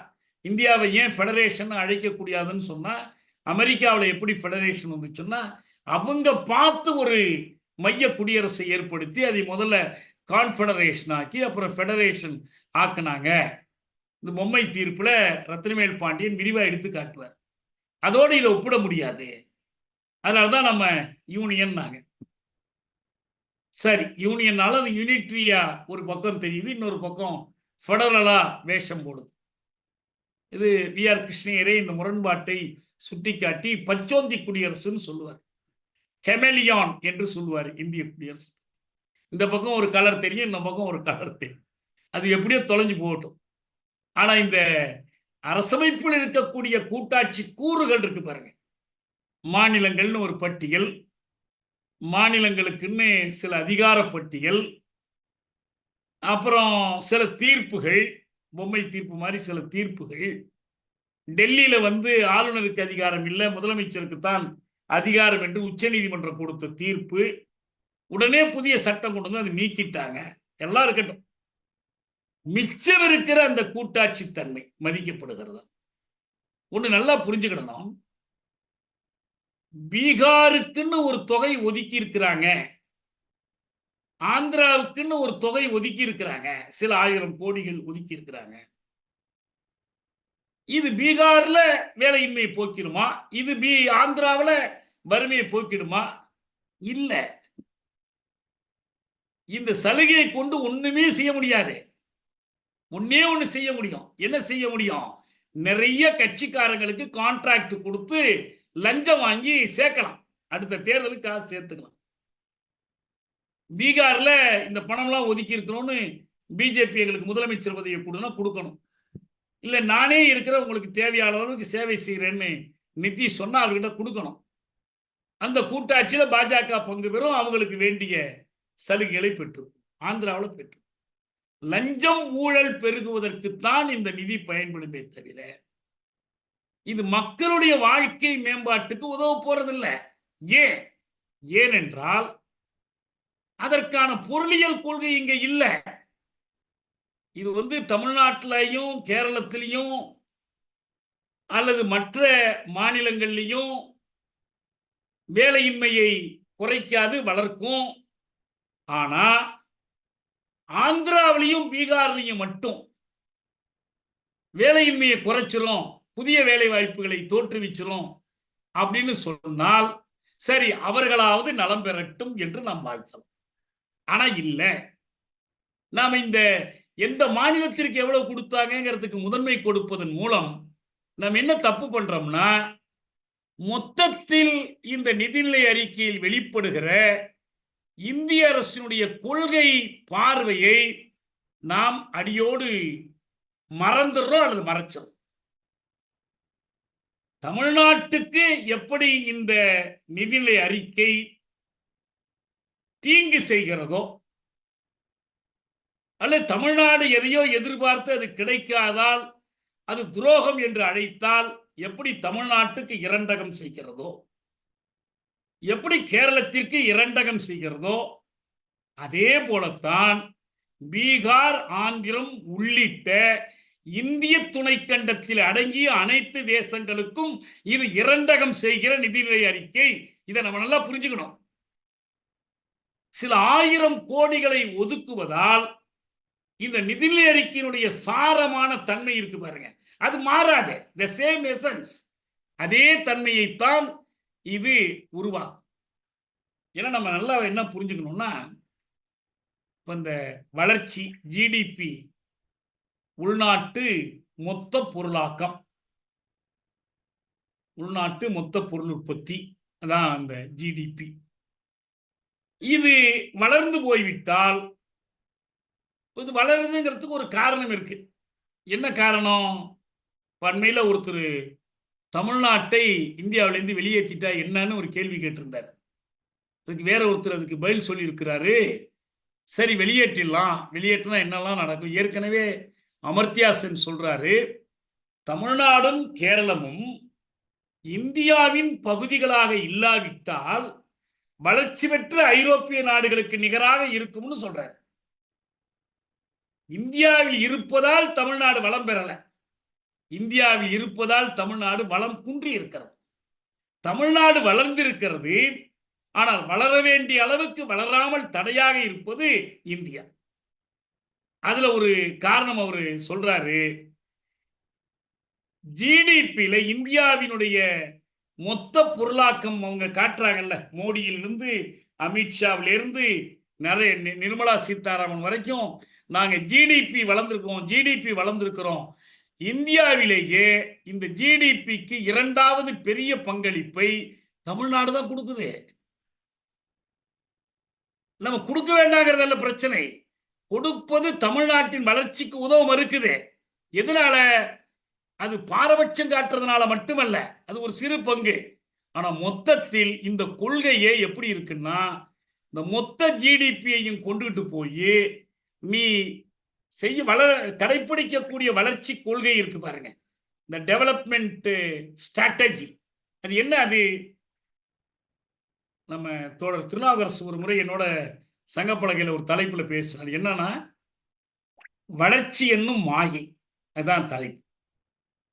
இந்த வளர்ச்சி என்பதற்கே அது அவர் பேசும்போது மன்மோகன் சிங் ஆட்சி காலத்துல தான். ஏன்னா மன்மோகன் சிங் ஆட்சியினுடைய தொடர்ச்சி தான் மோடி ஆட்சி பொருளியல் கொள்கைகள்ல. அதை எல்லாத்தையும் மோசமாக்கிட்டாங்க. அதான் உண்மை. இதை நீ காங்கிரஸே ஒத்துக்கும். ஏன்னா 91 நாம் ஒரு தவறான பொருளியல் கொள்கையை உருவாக்கிட்டோம் என்று சொல்றாங்க. இன்னொன்னு கூட சொன்னோம்னா, இந்த நவ சங்கல்ப் எக்கனாமிக் பாலிசி புதிய உறுதி எடுத்து நம்ம கொண்டு வருகிற பொருளியல் கொள்கை எப்படி இருக்கணும்னா, should have employment as its cornerstone. இது காங்கிரஸ் தேர்தல் அறிக்கையில இருக்கிற வாசம். என்ன மாதிரி இருக்கணும்? வேலை வாய்ப்பை அடிப்படையாக கொண்ட ஒரு பொருளியல் கொள்கை. ஜிடிபி குரோத் அல்ல, மொத்த உள்நாட்டு பொருளாக்கம் பெருகுவதை அடிப்படையாக கொண்ட ஒரு பொருளியல் கொள்கை அல்ல. நீங்கள் வேலை வாய்ப்பை அடிப்படையாக கொண்டனா அதுக்கு என்னென்னலாம் செய்யணும்? ஒன்று, இந்தியாவில் வேலை வாய்ப்பை அதிகமா ஏற்படுத்தி கொடுக்கிற துறை எது? ஆர்கனைஸ்டு செக்டர், அமைப்புசார் பொருளியல் தொழிலியல் துறை. அது இருக்குதா அப்படின்னு கேட்டோம்னா இல்ல. அது ஒரு மிகச் சிறு பங்கு தான் அந்த மாதிரி இருக்கு. பொதுத்துறை இல்ல, அதுவும் சிறு பங்கு தான். எல்லாம் சேர்த்தா, இந்த ஆர்கனைஸ்டு செக்டர் எல்லாம் சேர்த்தா, பொதுத்துறை, கலப்புத்துறை எல்லாம் சேர்த்தா 10 விழுக்காட்டுக்கு மேல இல்லைங்க. இந்த ஆர்கனைஸ்டு செக்டார்ல இருக்கக்கூடிய பெருங்குழுமங்கள், கார்ப்பரேட்ஸ் எப்படி உருவாகுது? கடலில் சிறிய மீன்களை தின்னாமல் பெரிய மீன்கள் கொழுக்க முடியாது. சிறிய மீன் பெரிய மீன் இரண்டுக்கும் வாழ்வுரிமை உண்டு. ஆனால் சிறிய மீன்கள் பெரிய மீன்களால் விழுங்கப்படும் உரிமையோடு வாழ்றாங்க. பெரிய மீன்கள் சிறிய மீன்களை விழுங்கும் உரிமையோடு வாழ்றாங்க. இந்த 2 பேருக்கு இருக்கு வித்தியாசம். இந்த விழுங்கப்படும் உரிமையும் விழுங்கும் உரிமையும் 2 பேருக்கு சமமா இருக்கு. எப்படி பெருங்குழுமங்கள் வளர்ந்தாங்க? இதுக்கு நம்ம எங்கேயும் போய் மார்க்ஸ், எங்கெல்ஸ், லெனின் எல்லாம் தேட வேண்டியதே இல்லை. இந்திய அரசமைப்பு சட்டத்தினுடைய 4வது பகுதி இருக்கு இல்லையா, part 4, directive principles of state policy, அரசு கொள்கையின் திசை நெறிகள். அதுல என்ன சொல்லி இருக்கிறாங்க? வளர்ச்சி எப்படி இருக்கணும்னா ஏகபோகங்கள் வளர்வதை தடுப்பதாக இருக்கணும். பெருங்குழுமங்கள் வளர்வதை, முற்றுரிமை கொண்ட நிறுவனங்கள் வளர்வதை, சொத்து குவிப்பை தடுப்பதற்கு பெயர்தான் வளர்ச்சி. இங்க நடந்திருக்கிறது இன்னைக்கு இல்ல, நேரு காலத்திலிருந்து மோடி காலம் வரைக்கும் நடந்திருக்கிறது எல்லாமே இந்த வளர்ச்சி என்பது ஏகபோகங்களை வளர்க்கிற வளர்ச்சி தான். படிப்படியா வளர்ந்திருக்கிறாங்க. 91 எந்த கட்டுத்தலையும் இல்லாமல், எந்த மாறு வேடமும் இல்லாமல், அதுக்கு முன்னால கொஞ்சம் மறைச்சாங்க, கட்டுப்பாடுகள் இருந்துச்சு.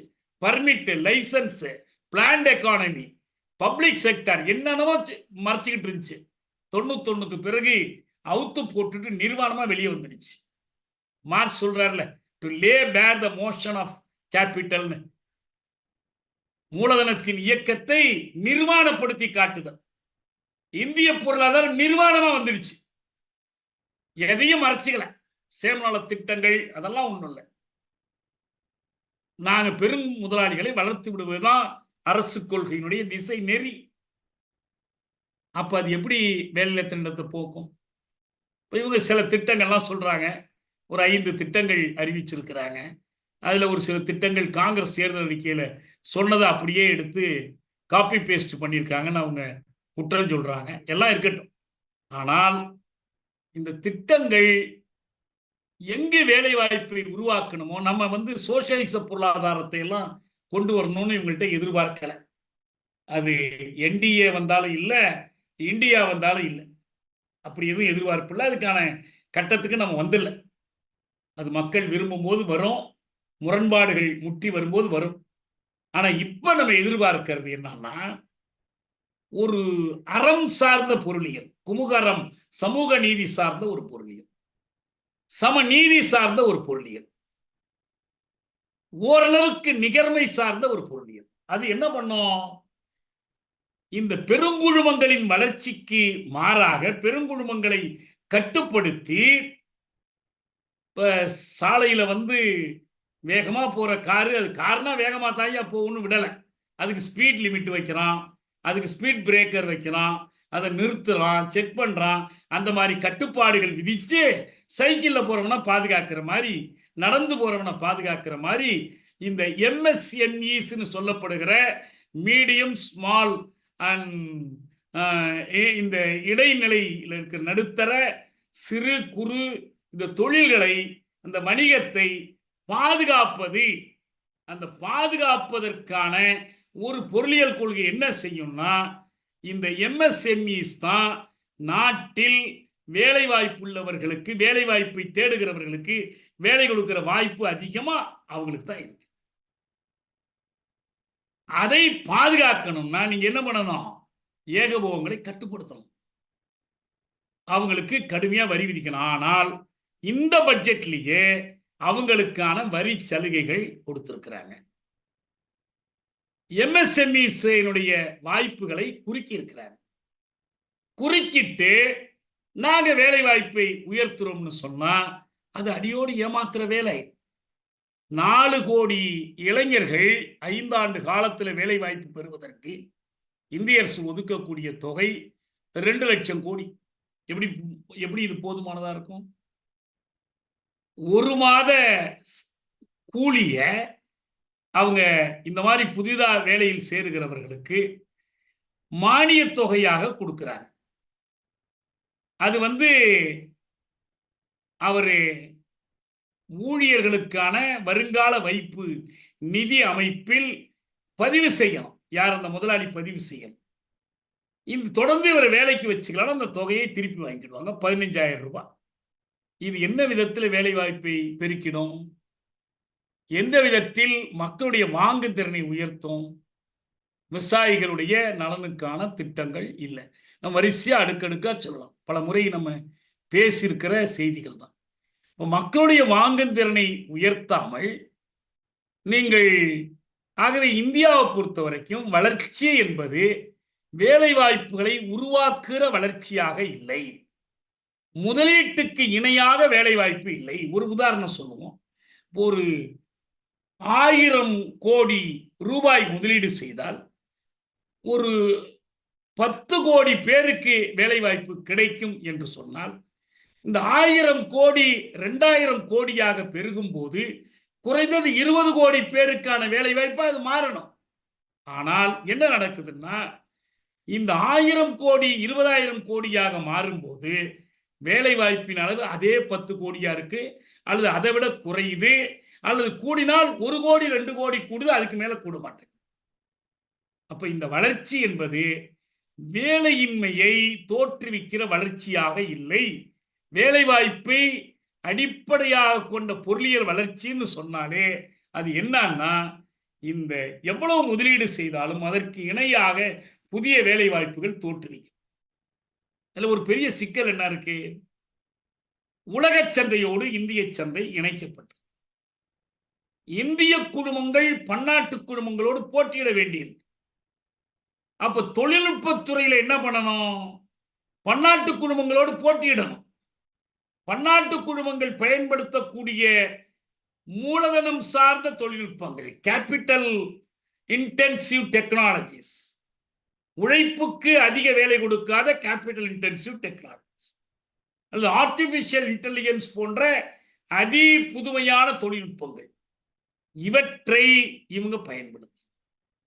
ஒரு டெக்னாலஜி எவ்வளவு கேபிட்டல் இன்டென்சிவோ அந்த அளவுக்கு லேபர் இன்டென்சிவா இருக்காது. லேபர் இன்டென்சிவ் டெக்னாலஜி என்ன பண்ணும்? கேபிட்டல் இன்டென்சிவா பின்னுக்கு தள்ளும். அப்ப லேபர் இன்டென்சிவ் டெக்னாலஜி நம்ம நாட்டுக்கு வேணுமா, கேபிட்டல் இன்டென்சிவ் வேணுமா? ரொம்ப சுலபமா சொல்லிடலாம், நமக்கு வேண்டிய லேபர் இன்டென்சிவ். 2 கோடி 3 கோடி பேரோடு நம்மை விட அதிக மக்கள் தொகை கொண்டிருக்கிற கனடா பயன்படுத்தக்கூடிய தொழில்நுட்பமும் 140 கோடி மக்களை கொண்டிருக்கிற இந்தியா பயன்படுத்தக்கூடிய தொழில்நுட்பமும் எப்படி ஒன்னா இருக்க முடியும்? இதான் இங்க சிக்கலை. அப்ப ஆதாய வரி கொண்ட கொள்ளை லாபம் அடிப்பதற்கான நிறுவனங்களை நீங்கள் வைத்துக்கொண்டு இந்த தொழில்நுட்பத்தை நீங்கள் பயன்படுத்த முடியாது, வேலை வாய்ப்பை நீங்க கட்டுப்படுத்தணும். அதுவும் குறிப்பா மோடி ஆட்சி காலத்துல இந்த micro small and medium size enterprises MSMEக்கள், அதாவது வேலை வாய்ப்பை வாரி கொடுக்கிற இந்த தொழில் முனைவுகள் அவங்க என்ன பண்ணியிருக்கிறாங்க, அடி மேல அடி வாங்கியிருக்காங்க. 2016ல பணமதிப்பு நீக்கம், 2017ல ஜிஎஸ்டி திணிப்பு, அதுக்கு 2020-21ல கோவிட் பெருந்தொற்று, எந்த இழப்பீடும் இல்லாத வேலைகள் இழப்பு, இப்படி அடுக்கடுக்காக வந்த தாக்குதலுடைய தொடர்ச்சி தான் இந்த நிதிநிலை அறிக்கையும். இதான் அடிப்படையில் நுட்பமா ஆராய்ந்தோம்னா நம்ம நிறைய சொல்லலாம். இதற்கு இணையா இன்னொரு பக்கம் என்னன்னா, சேவநலத்துறைகள், வயோதிகர்களுக்கு பென்ஷன் கொடுக்கறது, கல்வி உதவி, இது போன்ற துறைகள் எல்லாம் போயிடுது. இப்ப இன்னொன்னு முக்கியமா சொல்லணும், இந்த தொடர்வண்டி துறையில அடிக்கடி விபத்துகள் நேரிடுது. எப்படிப்பா அழகேசன் அரியலூர் விபத்துக்கு அவரு ஓவி அழகேசா ராஜினாமா பண்ணணும்னு கேட்டாங்க, சாஸ்திரி ராஜினாமா பண்ணாரு. எல்லா காலத்திலையும் ரயில் விபத்துகள் நடந்துகிட்டு தான் இருக்கு. ரயில் விபத்துக்கெல்லாம் ஒரு ஆட்சியை குறை சொல்ல முடியுமா என்று கேட்கலாம். ஆனா என்னன்னா, இந்த தொடர்வண்டி துறைக்கு தனி நிதிநிலை அறிக்கை கடந்த காலத்துல இருந்துச்சு, அதை எடுத்துட்டாங்க. இப்போ பொது நிதிநிலை அறிக்கையில ரயில்வே நிதிநிலை அறிக்கையை சேர்ந்திருக்கு. இது ஒரு பக்கத்துல வந்தே பாரத் போன்ற 5 நட்சத்திர வண்டிகளையும் ஓட விட்டுருக்கு. இன்னொரு பக்கத்துல பாத்தீங்கன்னா தன்பாத் எக்ஸ்பிரஸ் போன்ற வெறும் நடக்கும் ஓடும் கழிப்பறைகள், அப்படிப்பட்ட 2 வண்டியிலும் நான் பயணம் பண்ணி பார்த்தான்னு சொல்றேன், அது போன்ற வண்டிகளையும் விட்டுருக்கிறாங்க, எந்த வசதிகளும் இல்லாம. இந்த செலவு பண்ணுகிற தொகை பார்த்தீங்கன்னா, இப்ப அறிவிக்கிற தொகையை செலவு பண்ணுவாங்களாங்கிறது கேள்வி, பெரிய கேள்வி. கடைசியாக போன முறை அவங்க அறிவிச்ச தொகைக்கும் கடைசியா செலவு பண்ண துறைக்கும் இருந்த இடைவெளி 31,000 கோடி ரூபாய். அவங்க அறிவிச்ச தொகைக்கும் செலவு பண்ண துறைக்கும் 31,000 கோடி. இப்ப அவங்க இதை என்ன அறிவித்தாலும் செலவு பண்ணலன்னா என்ன அர்த்தம்னா, இந்த தண்டவாளங்கள் புதுப்பிக்கப்படலைன்னு அர்த்தம், அடிப்படை பாதுகாப்பு கருவிகள் இல்லைன்னு அர்த்தம். பல இடங்களில் ரயில் தடம் புரள்வதற்கும் மற்ற விபத்துகளுக்கும் உயிரிழப்புகளுக்கும் இதுவே காரணமாகிடும். அப்ப இப்படி ஒவ்வொரு துறையிலும் சமூக நலத்திட்டங்கள், மக்கள் நலத்திட்டங்களை புறக்கணித்து அவற்றுக்கான செலவீட்டை குறைத்து இவங்க கடைபிடிக்கக்கூடிய இந்த பொருளியல் கொள்கையைத்தான் இந்த நிதிநிலை அறிக்கை உறுதி செய்கிறது. அடிப்படையிலேயே இந்த அரசினுடைய அடிப்படை பொருளியல் அணுகுமுறைக்கு ஒரு தெளிவான சான்று 2019, 2014ல மோடி ஆட்சிக்கு வர்றாரு. 5 ஆண்டு கழித்து 2019 சுதந்திர தினமா குடியரசு தினமான்னு எனக்கு நினைவில்லை, எடுத்து பார்த்தா தெரியும். அந்த உரையில் மோடி ரொம்ப தெளிவா பேசினார். என்ன பேசினார்னா, எதுக்கெடுத்தாலும் சிலர் நம்முடைய தொழில்துறையினரை குறை சொல்கிறார்கள், இண்டஸ்ட்ரியலிஸ்ட குறை சொல்றாங்க. They are our wealth creators, அவங்க தான் நம்முடைய செல்வத்தை படைக்கிறவர்கள். நீங்க கற்பிழந்து மலை பிளந்து கனிகளெல்லாம் வெட்டி தந்த கைகளெல்லாம் யாரின் கைகள்னு கேட்டாரே, அந்த தொழிலாளி எல்லாம் இல்லை. யார் வெல்த் கிரியேட்டர்ஸ்? அம்பானிகள், அதானிகள், அகர்வால்கள், அவர்கள் தான் வெல்த் கிரியேட்டர்ஸ். அந்த செல்வம் படைக்கிறவர்களை குறை சொல்வதை விட்டுவிட வேண்டும், அவர்களுக்கு வேண்டிய நன்மைகளை செய்து தர வேண்டும். அதுதான் தேசத்தினுடைய வளர்ச்சிக்கு ஏற்றது. ஆக பெருங்குழுமங்களை வளர்த்து விடுவதையே தன்னுடைய பிறவி பயனாக கருதக்கூடிய அரசு அந்த வளர்ச்சியை எந்த விதத்திலும் மாற்றிக்கொள்ளவில்லை. இந்த தேர்தல் தோல்வியோ மற்ற கட்டுப்பாடுகளோ அதற்கு தடையாகவில்லை என்பதைத்தான் இது காட்டுது. மக்களுடைய வாழ்க்கை பாதிக்கப்படுவது பற்றி அவர்கள் கவலை இல்லை. இது உலகம் பூராவுமே இந்த பெருங்குழுமங்கள் வளர்த்து வைத்திருக்கிற ஒரு பொருளியல் கொள்கை. என்னன்னா, ஏப்பா நான் கூட ஒரு தொலைக்காட்சி விவாதத்துல இந்த இவரு பிஜேபி சார்பில் பேச வந்திருந்தாரு, என்னமோ மூர்த்தி, அவர்கிட்ட நான் கேட்டேன், என்னமோ காந்தியன் சோசியலிசம் சொன்னீங்க, எல்லாருக்கும் மான வளர்ச்சி, அனைவருக்குமான வளர்ச்சி, நீங்க இந்த செல்வமெல்லாம் ஒரு இடத்துல குவியுதே, அதை பகிர்ந்து கொடுப்பது, மறுபகிர்வு செய்வதில் உங்க நிலைப்பாடு என்னன்னு கேட்டேன். ரீடிஸ்ட்ரிபியூஷன் ஆஃப் வெல்த், இதுல உங்க கொள்கை என்னன்னு கேட்டேன். அவர் சொன்னாரு, பெரும் பணக்காரர்களா வளர்றாங்க, பெரிய குடும்பங்கள் ஊக்கம் கொடுக்கணும், அவங்க நிறைய தொழில்கள் தொடங்குவாங்க, நிறைய பேருக்கு வேலை வாய்ப்பு கொடுக்கும், சமூகத்தில் செல்வம் பெருகும், அதனுடைய பலன் கடைக்கோடி ஏழைகளுக்கும் கிடைக்கும். இதான் நீங்க பக்கத்துல ஒரு பெரிய மாளிகை கட்டி, அண்ணாந்து பார்க்கின்ற மாளிகை கட்டி, அதன் அருகினில் ஓலை குடிசையும் கட்டி, பொன்னான உலகம் என்று யாரும் சொன்னால் இந்த பூவி சிரிக்கும், அந்த சாமி சிரிக்கும்னு சொன்ன மாதிரி இந்த பெரிய மாளிகை கட்டினீங்கன்னா, அந்த மாளிகையிலேருந்து தூக்கி எறிகிறாங்க பாருங்க, அது சிந்தி சிதறி கீழே இருக்கிற குடிசைக்கு வரும். அதுக்கு தான் ட்ரிக்கிள் டவுன் தியரின்னு பேர். இது உலகம் பூரா பேசப்படுகிற ஒரு தத்துவம். அந்த ட்ரிக்கிள் டவுன் தியரியை தான் பாஜக வெளிப்படையாக கடைபிடிக்கிறது. வெளிப்படையாக கடைபிடிப்பதால் தான் அது வேலை வாய்ப்பை பற்றியோ அல்லது வேலையே முறையான வேலை வாய்ப்பு இல்லாதவர்களுக்கான மகாத்மா காந்தி ஊரக வேலை வாய்ப்பு திட்டம் பற்றியோ அல்லது ஊரக வேலை வாய்ப்பை நகரப்புற வேலை வாய்ப்பு திட்டமாக மாற்றுவது பற்றியோ எதுவுமே கவலைப்படல. அடுக்கடுக்கா நிறைய சொல்லலாம். இறுதியா ஒன்னே ஒன்று மட்டும் நான் சொல்லிடுறேன். 2024 பொது தேர்தல் போது மோடியை பார்த்து ஒரு கேள்வி கேட்கப்பட்டது. இந்தியாவில் இவ்வளவு பெரிய அளவுக்கு ஏற்றத்தாழ்வு இருக்கிறது. இது ஒரு தொலைக்காட்சியில் அவர் அபூர்வமாக கொடுத்த ஒரு பேட்டி. கேட்டுக்கிறது, அவர் திருப்பி ஒரு கேள்வி கேட்டார். மோடி திருப்பி கேட்ட கேள்வி என்ன கேள்வி தெரியுமா? shall I make everyone poor? எல்லாரையும் ஏழைகளாக்க சொல்றீங்களா? நான் எல்லாரையும் ஏழைகள் ஆக்கணுமா என்று திருப்பி கேட்டார். இதான் ஆக அவருடைய நோக்கம் என்னன்னா, ஏழைகள் ஏழைகளா இருக்கட்டும், நான் இந்த பெரும் பணக்காரர்களை ஏழைகளாக மாற்ற நான் ஒத்துக்க மாட்டேன். நம்ம யாரும் ஏழையாக்க சொல்ல. ஆனா பெரும்பணக்காரர்களை கட்டுப்படுத்தாமல் ஏழ்மையை ஒழிக்க முடியாது, வேலையின்மையை ஒழிக்க முடியாது. நீங்கள் மேடுகளை சரிக்காமல் பள்ளங்களை நிரப்பவும் முடியாது. ரொம்ப அடிப்படையான கொள்கை. இந்த அடிப்படை கொள்கையை முன்னிறுத்தி மற்ற செய்திகள் எல்லாம் அதுக்குள்ள வருது. சாதிவாரி கணக்கெடுப்பு, ஏன்னா சாதி என்பது பொருளியல் தகுநிலையோடு தொடர்புடையது. இதை பீகார்ல நடத்தப்பட்ட சாதிவாரி கணக்கெடுப்பு மெய்ப்பிச்சிருக்கு. ஒவ்வொரு மாநில அரசுமே சாதிவாரி கணக்கெடுப்பு செய்ய முடியும். நான் பாதி எழுதி நிற்கிது, அது எழுதுற மிச்சத்தை எழுதுறேன். இந்த கணக்கெடுப்பெல்லாம் என்ன காட்டும்னா, ராகுல் காந்தி சரியா சொல்றார், சாதிவாரி கணக்கெடுப்பு நடத்துவோம், எக்ஸ்ரே வச்சு பார்ப்போம், யாருக்கிட்ட என்ன இருக்குன்னு பார்ப்போம். சாதிக்கும் பொருளியல் தகுநிலைக்கும் தொடர்பு இருக்கு, சாதிக்கும் வேலையின்மைக்கும் தொடர்பு இருக்கு, சாதிக்கும் உடல் உழைப்பு மூளை உழைப்புக்கும் தொடர்பு இருக்கு.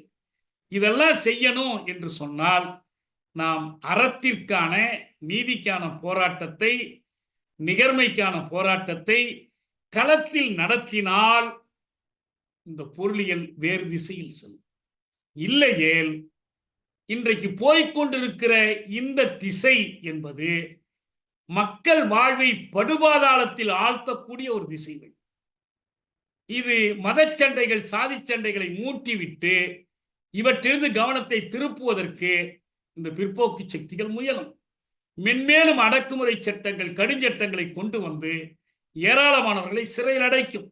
மேலும் உப்பா சட்டங்கள், மேலும் பீமா கொரேகான்கள், மேலும் பொய் வழக்குகள், மேலும் துப்பாக்கி சூடுகள், மேலும் பொய் மோதல் கொலைகள் எல்லாம் நிறைந்த ஒரு சமூகமாய் இதை மாற்றிவிடும். அதனுடைய எல்லா ஆபத்தின் அறிகுறிகளும் இந்திய பொருளியலின் ஆவணமாக வந்திருக்கிற இந்த அறிக்கையிலும் உள்ளன, மற்ற அறிவிப்புகளிலும் உள்ளன. இதற்கு மாற்று வழி என்பது இந்த சக்திகளை, உழைக்கும் மக்களை, ஜனநாயக சக்திகளை, சிறு குறு தொழில் செய்வோர், வணிகர்களை, ஜனநாயக சக்திகளை, தன்னாட்சியை விரும்பக்கூடியவர்களை ஒன்று திரட்டி போராடுவதுதான்.